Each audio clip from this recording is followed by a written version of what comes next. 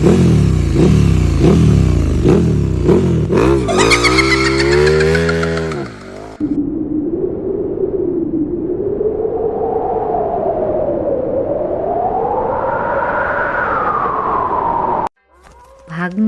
মোড়। রাত 12টার পর কি হয় জানো?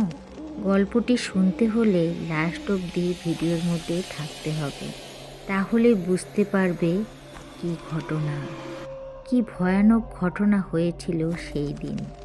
ভিডিওটা যদি তোমাদের ভালো লাগে, লাইক, কমেন্ট, সাবস্ক্রাইব করতে ভুলে না যেন। তাহলে শোনা যাক কি হয়েছিল সেই রাতে।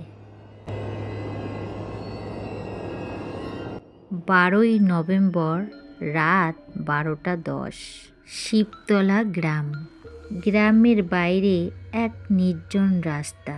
সেই রাস্তার শেষেই ভাগ্নি মোড়। এই নামটা কেন হয়েছে কেউ তা জানে না, কিন্তু এই রাস্তাটা না সবাই ভয় পায়। রাত হলে কেউ যায় না।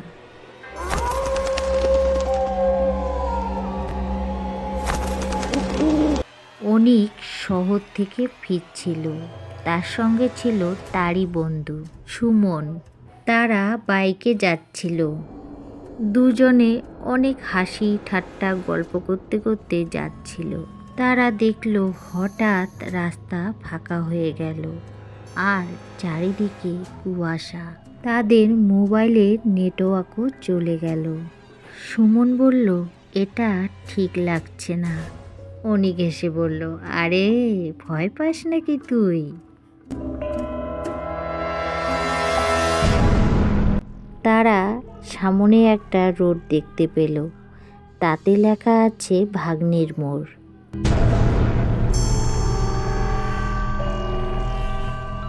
রোডটা ছিল ভাঙা আর অনেক দিনের পুরনো। তা দেখে তারা থেমে গেল।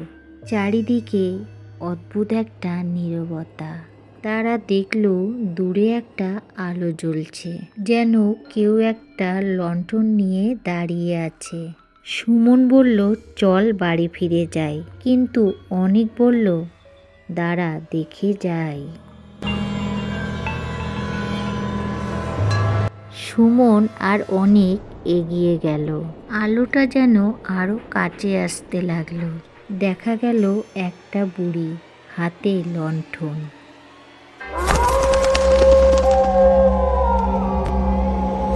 বুড়ি বলল, এই পথে যেও না। তার কণ্ঠটা ছিল কাঁপা কাঁপা।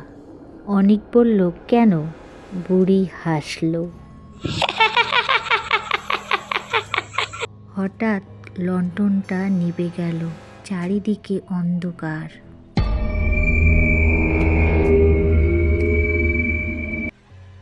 এবার আরো আলো জ্বলে উঠল, কিন্তু এবার বুড়ি নেই, শুধু খালি রাস্তা। সুমন এবার ভীষণ ভয় পেয়ে গেল।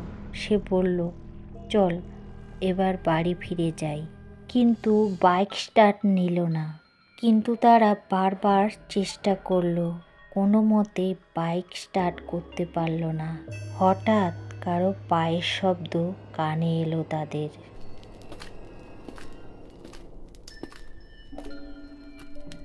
পিছন থেকে ধীরে ধীরে এগিয়ে আসছে। ওরা ঘুরে তাকালো, কিন্তু কেউ নেই। আবার সেই শব্দ, এবার আরো কাছে।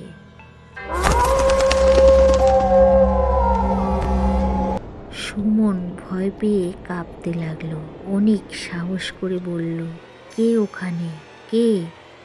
কিন্তু কোনো উত্তর নেই। হঠাৎ কানে ফিস ফিস, ফিরে যা।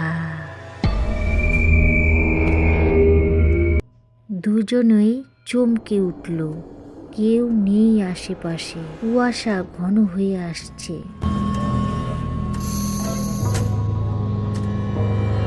তারা দেখতে পেল সামনে একটা মেয়ে, সাদা কাপড় পরে, মুখ চুল দিয়ে ঢেকে রেখেছে। এবার ধীরে ধীরে মাথাটা তুলল। চোখ পুরো ফাঁকা, কোনো মনি নেই।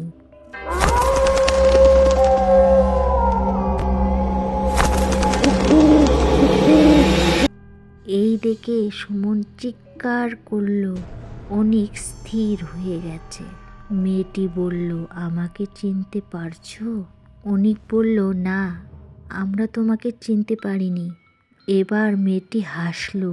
হাসিটা ছিল অস্বাভাবিক।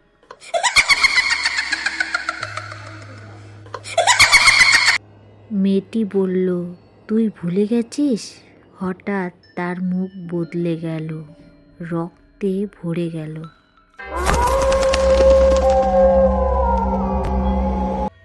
সে এবার এগিয়ে এলো। সুমন দৌড়ে পালালো, কিন্তু অনিক দাঁড়িয়ে রইল, যেন অনিকের শরীর আর কাজ করছে না। মেয়েটি আরো কাছে এসে বলল, এই মোড়ে সবাই আটকে যায়, কেউ ফিরতে পারে না।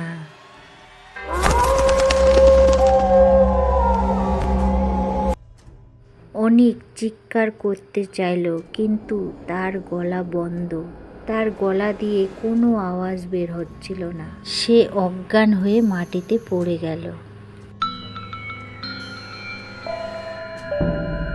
সকালে গ্রামবাসীরা অনিককে রাস্তায় পেল। সে একা। সবাই জিজ্ঞাসা করল কি হয়েছে, কিন্তু অনিক কিছুই বলতে পারল না। অনিককে দেখে সবাই ভয় পেয়ে গেল।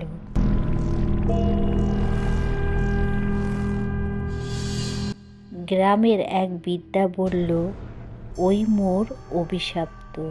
অনেক বছর আগে একটা মেয়ে ওখানে খুন হয়েছিল। তার প্রেমিক তাকে ফেলে পালায়। সে অপেক্ষা করে আজও।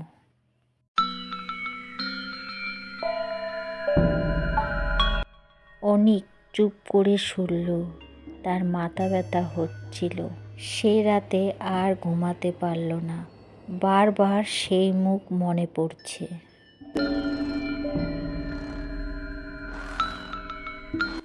হঠাৎ জানালায় টোকা। সে তাকালো। সেই মেয়েটা দাঁড়িয়ে আছে। মেয়েটি বলল, চলো, আমার সাথে চলো। অনিক উঠে দাঁড়ালো, দরজা খুলল, মেয়েটার সঙ্গে চলে গেল। কেউ টের পেল না। সোজা হাঁটতে লাগলো সেই ভাগ্নির মোড়। সেখানে গিয়ে থামলো। আবার কুয়াশা নেমে এলো। সামনে সেই মেয়ে।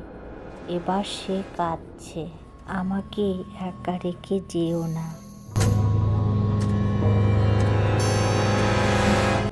হঠাৎ চারিদিকে অনেক ছায়া। চারিদিকে ঘিরে রাখলো অনিককে। সবার মুখ বিস্মিত। কেউ হাসছে, কেউ কাঁদছে, কেউ ডাকছে। থেকে থেকে অনিক চিৎকার করছে।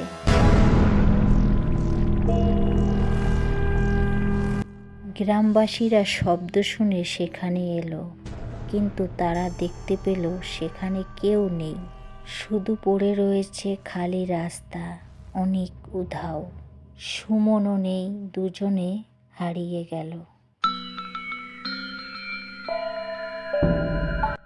সেই রাতের পর থেকে সেই মোড়টা আরো ভয়ঙ্কর। এখন মাঝে মাঝে দেখা যায় তিনজন দাঁড়িয়ে আছে, একটা মেয়ে, দুটো ছেলে। তারা তাকিয়ে থাকে নতুন কেউকে খুঁজতে। তুমি যদি কখনো ওই রাস্তায় যাও, কেউ ডাকলে শুনবে না, পিছনে তাকাবে না, নইলে তুমিও আর ফিরতে পারবে না। কারণ ভাগ্নির মোড় কাউকে ছাড়ে না। একবার গেলে সে আটকে পড়ে যায় চিরকালের জন্য। তো বন্ধুরা, কেমন লাগলো আজকের গল্পটা অবশ্যই কমেন্ট করে জানাবে। ভালো লাগলে আমার চ্যানেলটাকে সাবস্ক্রাইব করে দিয়ে পাশে থাকার অনুরোধ রইল। আর যে সকল বন্ধুরা এই কাজটা করে রেখেছ তাদের জানাই অনেক ধন্যবাদ। আবারও দেখা হবে নেক্সট গল্পতে। সবাইকে টাটা, বাই বাই।